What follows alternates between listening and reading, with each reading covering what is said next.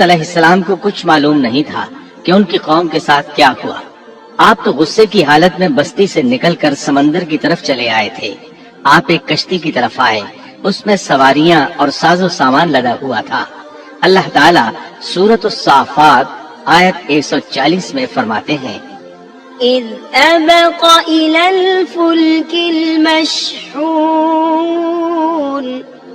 جب وہ بھاگ کر بھری کشتی پر پہنچے۔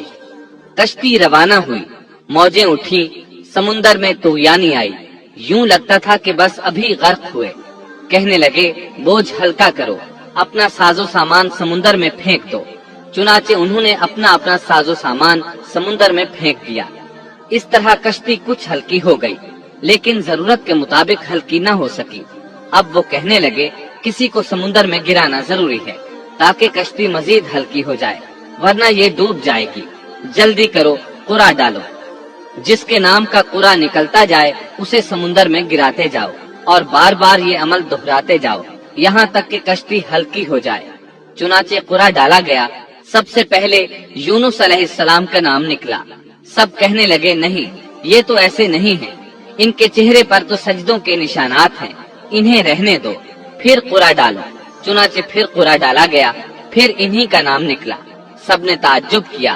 تیسری مرتبہ پھر قرع ڈالا گیا، اس بار پھر یونس علیہ السلام ہی کا نام نکلا۔ اللہ تعالیٰ سورۃ الصافات آیت 141 میں فرماتے ہیں، فساهم فكان من المدحضين، پھر قرآن اندازی ہوئی تو یہ مغلوب ہو گئے۔ ہر بار انہی کا نام نکلا۔ آخرکار ان لوگوں نے انہیں پکڑ کر سمندر میں گرا دیا۔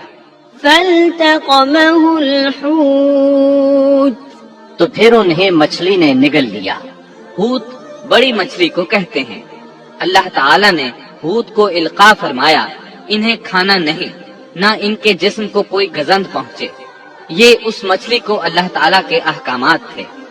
اللہ تعالیٰ سورۃ الصافات آیت 142 میں فرماتے ہیں، فالتقمه الحوت وهو مليم، تو پھر انہیں مچھلی نے نگل لیا اور وہ خود اپنے آپ کو ملامت کرنے لگے۔ یعنی وہ سمجھ گئے کہ بار بار جو ان کا نام قرآن اندازی میں نکلتا رہا ہے تو وہی مقصود ہے۔ چنانچہ خود کو ملامت کرنے لگے، اور یہ ملامت توبہ کی ابتدا ہے کہ انسان خود کو ملامت کرتا ہے۔ اب یونس علیہ السلام مچھلی کے پیٹ میں تھے۔ اللہ کی قدرت، آپ مچھلی کے پیٹ میں 3 دن تک رہے۔ بعض روایات میں 7 دن اور زیادہ سے زیادہ مدت 40 روز آئی ہے۔ آپ نے مچھلی کے پیٹ میں اللہ تعالیٰ کو پکارا۔ اللہ سورۃ الانبیاء آیت 87 میں فرماتے ہیں، فنادى في الظلمات،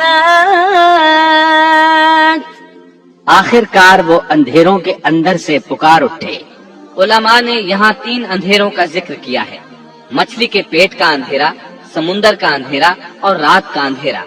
گویا ان پر یہ سارے اندھیرے اکٹھے ہو گئے تھے۔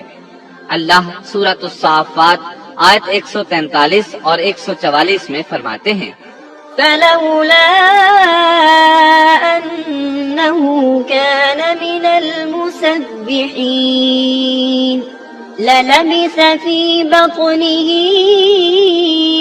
إلى يوم يبعثون، بس اگر یہ پاکی بیان کرنے والوں میں سے نہ ہوتے تو لوگوں کے اٹھائے جانے کے دن تک اس کے پیٹ ہی میں رہتے۔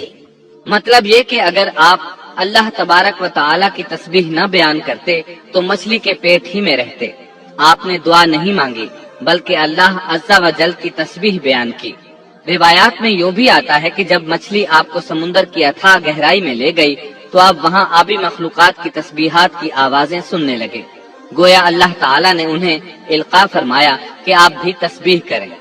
اللہ سورۃ الانبیاء آیت 87 میں فرماتے ہیں، فنادى في الظلمات أن لا إله إلا أنت سبحانك إني كنت من الظالمين، بالآخر وہ اندھیروں کے اندر سے پکار اٹھا کہ الہی تیرے سوا کوئی معبود نہیں، تو پاک ہے، بے شک میں ظالموں میں ہو گیا۔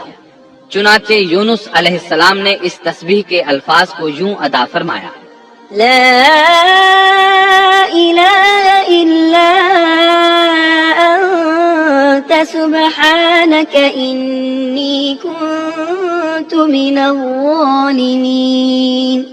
امام احمد، امام ترمذی، امام نسائی اور دیگر ائمہ رحمہم اللہ نے یہ حدیث نقل کی ہے کہ یونس علیہ السلام کی وہ دعا جو انہوں نے مچھلی کے پیٹ میں مانگی تھی وہ یہی ہے: لا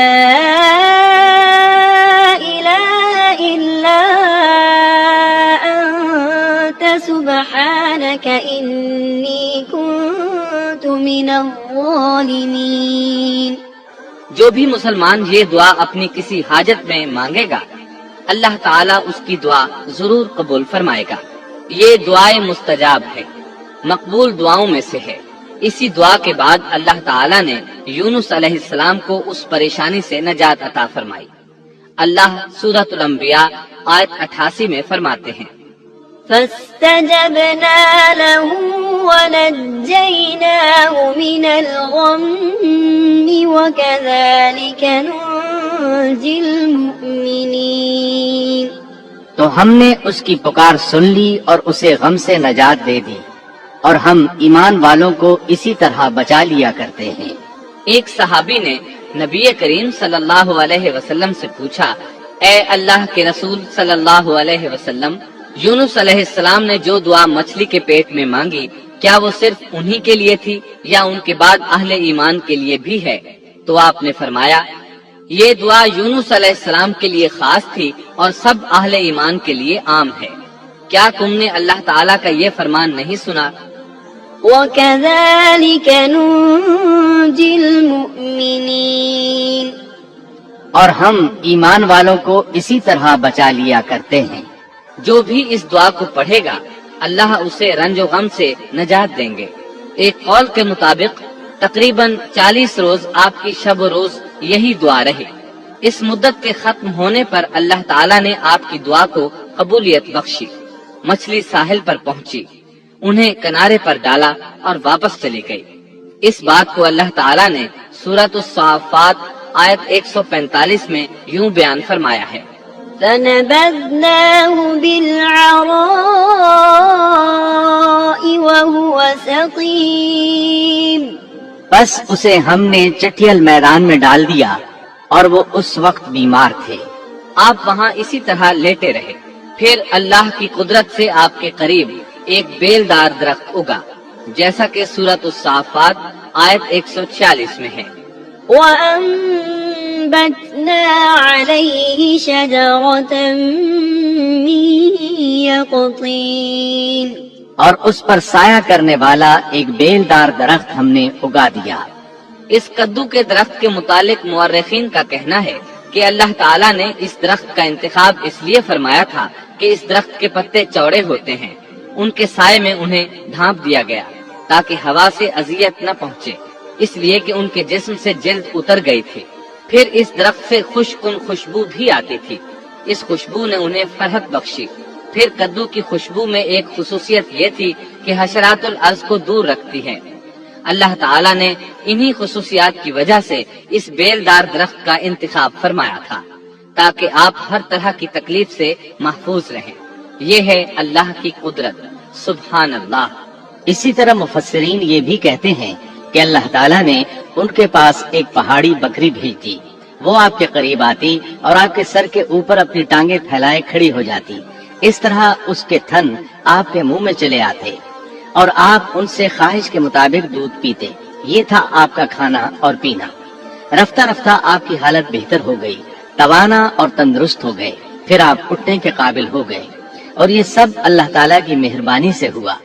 جب آپ کی صحت لوٹ آئی تو اللہ تعالیٰ نے آپ کو پھر آپ کی قوم کی طرف بھیجا، جیسا کہ سورۃ الصافات آیت 148 میں ہے: وَأَرْسَلْنَاهُ إِلَى 100,000 أَوْ يَزِيدُونَ فَآمَنُوا فَمَتَّعْنَاهُمْ إِلَى حِينٍ۔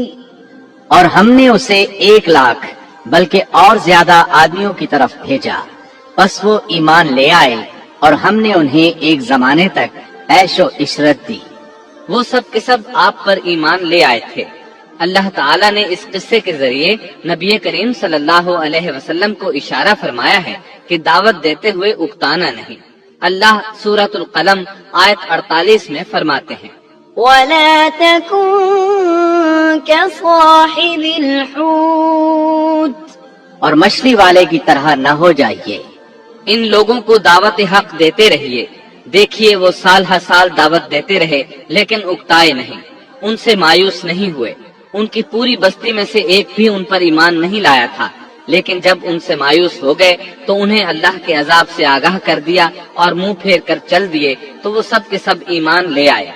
اللہ تعالی سورۃ القصص آیت 56 میں فرماتے ہیں، إنك لا تهدي من أحببت ولكن الله يهدي من يشاء آپ جسے چاہیں ہدایت نہیں دے سکتے بلکہ اللہ تعالیٰ ہی جسے چاہتا ہے ہدایت دیتا ہے۔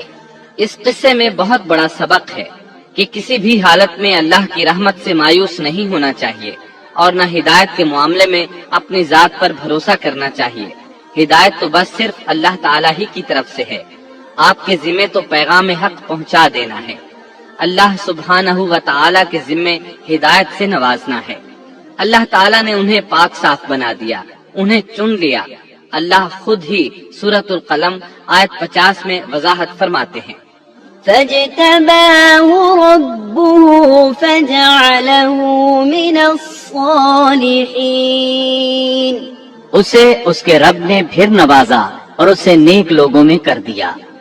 امام مسلم نے ایک حدیث روایت کی ہے کہ نبی کریم صلی اللہ علیہ وسلم نے فرمایا، لا ينبغي لعبد أن يقول أنا خير من يونس بن متى تم میں سے کوئی شخص ہرگز یہ نہ کہے کہ میں یعنی محمد یونس بن متا سے بہتر ہوں، یعنی یوں نہ کہے کہ میں سیدنا یونس علیہ السلام سے افضل ہوں۔